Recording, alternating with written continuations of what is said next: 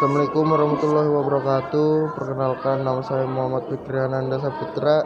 Saya dari kelas 11 AKL 2. Saya hari ini akan khutbah tentang dakwah seorang muslim.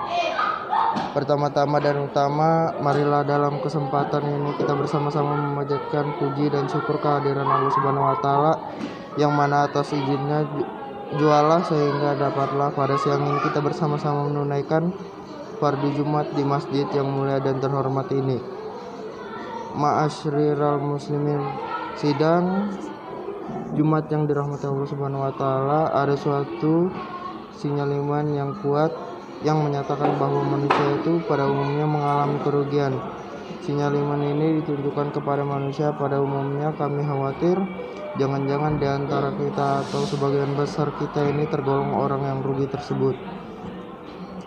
Seseorang yang rugi dalam hal perkara dagang misalnya, mungkin lantaran kurang hati-hati, kurang perhitungan sehingga seseorang mengalami kerugian.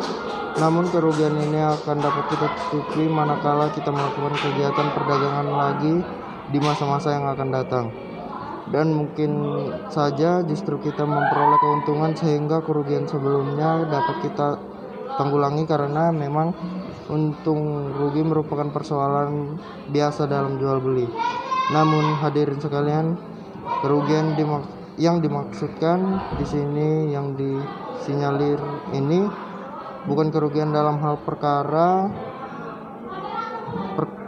dagang, dan bukan kerugian yang ada di dunia ini saja, tetapi kerugian yang akan dibawa mati, atau kerugian yang diderita seseorang sejak di dunia kini hingga di akhirat nanti, dan tidak ada kesempatan lagi untuk menebusnya.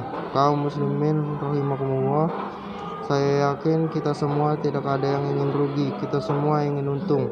Apapun status, profesi, dan jabatan kita, apakah kita sebagai pegawai, karyawan, pengusaha, buruh, tani, nelayan, pedagang, seniman, dan sebagainya, semua ingin untung. Semuanya berusaha agar memperoleh keuntungan, baik keuntungan yang bersifat material atau keuntungan yang bersifat non material, keuntungan yang bersifat jasmani atau keuntungan yang bersifat rohani. Tetapi kenapa sinyal iman ini menyatakan bahwa manusia itu pada umumnya mengalami kerugian, padahal tak seorang pun di antara kita yang ingin rugi, dan ini sudah merupakan tabiat dan naluri manusia sepanjang zaman. Betapa tidak, hadirin sekalian, orang-orang yang dinyatakan oleh Allah Subhanahu wa taala sebagai orang-orang yang rugi itu adalah lantaran mereka mengandalkan dirinya, menyadarkan dirinya, atau mengandungkan dirinya kepada sesuatu yang tidak dapat diandalkan, tidak dapat diharapkan. Allah bersumpah dengan masa, Allah bersumpah dengan waktu, karena perkara waktu inilah kadang-kadang manusia itu lalai.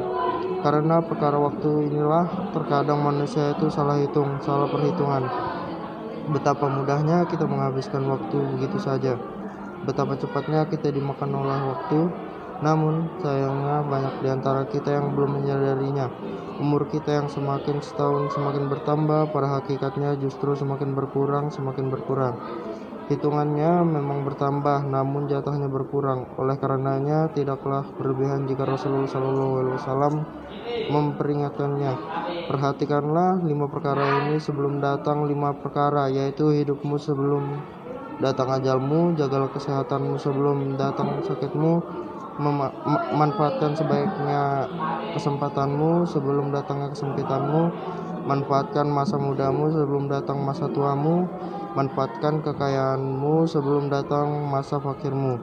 Hadirin kaum muslimin rahimakumullah, orang-orang yang tidak mampu memanfaatkan minimal 5 perkara yang diperingati oleh Rasulullah SAW ini kepada hal-hal yang diridhoi Allah Subhanahu wa taala, maka orang-orang inilah yang dinyatakan oleh Allah sebagai orang-orang yang rugi. Seperti yang dinyatakan Allah Subhanahu wa taala, sesungguhnya manusia itu benar-benar berada dalam kerugian. Quran surah Al-Asr ayat 2. Ada orang yang mengandalkan dirinya atau menggantungkan harapannya kepada harta tiap pagi hingga petang, bahkan sampai malam. Kesehariannya selalu disibukkan oleh usaha-usaha mencari harta.